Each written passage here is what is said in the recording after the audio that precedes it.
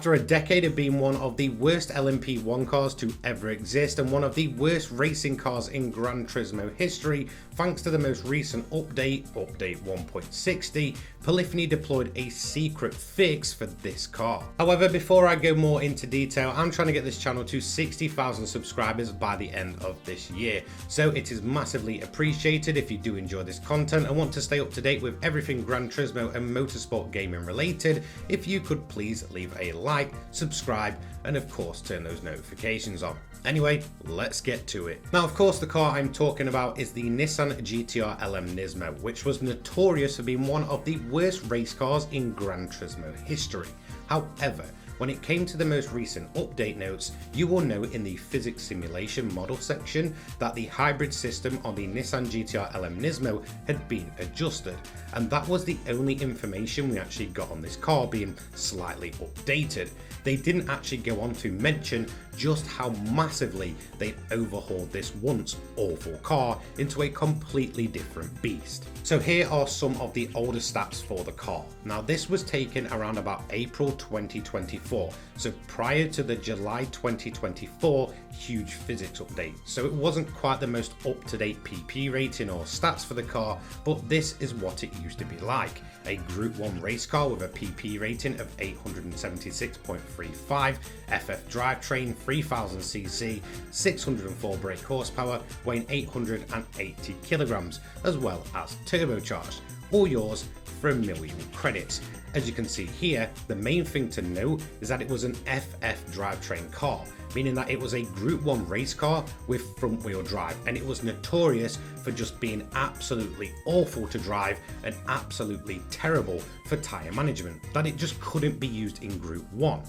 But after update 1.60, the car is completely changed. It's a Group 1 race car with a PP rating of 876.71, not much change there, still 3000cc, but note the drivetrain. It has been completely changed from front wheel drive to four wheel drive.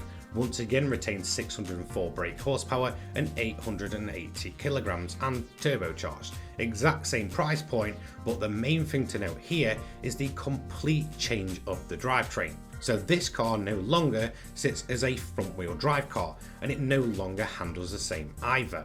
So whilst they may have mentioned the hybrid system, they didn't mention that the entire drivetrain of the car had been completely changed. So the first thing I did was go ahead and lap the car on the Nordschleife. This is where I mainly do a lot of my one lap tests for cars, and I also have a leaderboard that over time has grown with different vehicles that I've reviewed, as well as just seeing where their pure pace is at.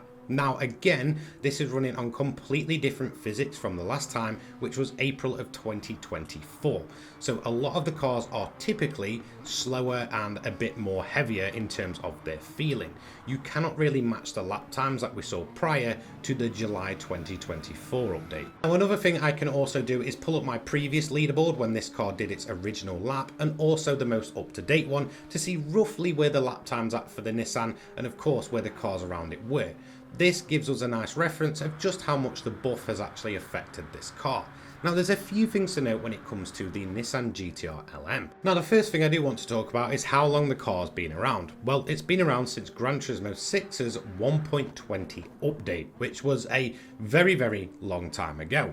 And even when the car was released then, it was notoriously bad. It was the exact same in Gran Turismo Sport and the exact same in GT7 up until now. So it's been around a decade that this car has been massively uncompetitive and honestly just horrific to drive. Now of course the main thing going against this car both in the real world and of course in game was the fact that it was front wheel drive, and well, obviously an LMP1 type machine and front wheel drive really doesn't sound like a match made in heaven, and it really wasn't. This car showed up at the 2015 24 Hours of Le Mans, failed spectacularly, and of course that was it for it. It was then basically never seen again.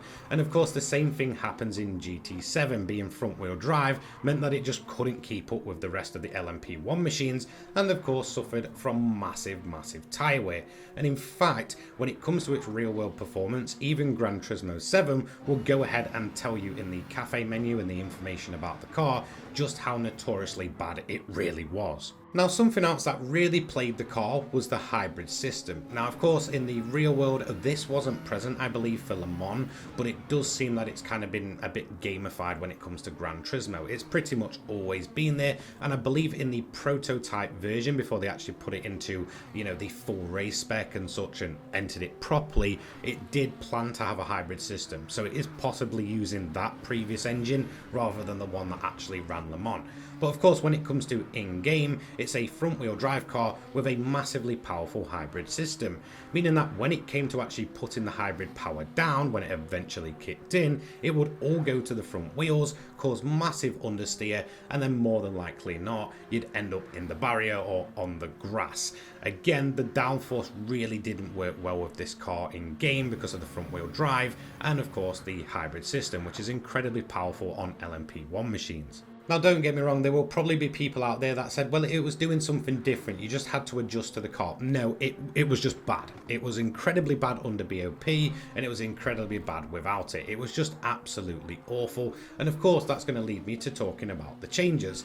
Of course, it's now four-wheel drive, which matches in line with the rest of the LMP1 machines. I get it's not the most realistic, but it's great to see the car get that little bit of a change to make it actually useful, meaning that if you spend 1 million credits on this thing now, it actually serves a purpose in game and hopefully should get some more use. Of course, the hybrid system has been changed as well, roughly around about 75 to 80 miles per hour. I've noticed once you plant the throttle, it will kick in the hybrid system. And of course, it won't just go to the front wheels now, it will go to all of them pretty much in a sense. Whilst most of the power will go to the front, you do get some towards the rear wheels as well, which means that the hybrid power delivery is much smoother overall and a much more pleasant experience. And of course, when it comes to that four-wheel drive system, actually getting around the corner now feels fantastic with the downforce on this vehicle. Now, just for a second, although it sounded like I'd absolutely rinsed this car for what it used to be like, one thing I will mention is that this car has always had incredibly good top speed. The main thing that let it down was when it came to the corners, and it just lost all of that time that it made up.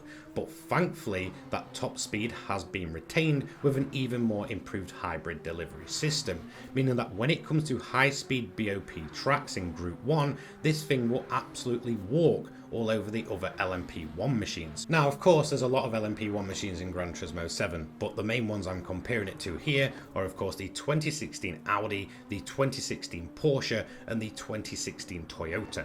The Nissan is now faster than all of them when it comes to high-speed tracks, and it's not even close. So this Nissan GTR LM has gone from one of the worst racing cars to ever feature in Gran Turismo 7 to all of a sudden being best in its grouping at high-speed tracks, which is just absolutely incredible to think about. A car that was once deemed as useless by myself and a lot of people in the community, a car that honestly you would have probably picked last in your car collection just for the fact that it was almost impossible to run it anywhere, now actually has a chance of being a used car that we might actually see in lobbies, and of course if a Group 1 race ever comes along with LMP1 machinery at a high speed track. It's fantastic to see one of the underdogs of Gran Turismo actually turn into a bit of a monster. So up next, I'm actually going to compare those lap time leaderboards, bear in mind that the cars have typically got slower overall, and after that I'll go ahead and put this car up against other Group 1 machinery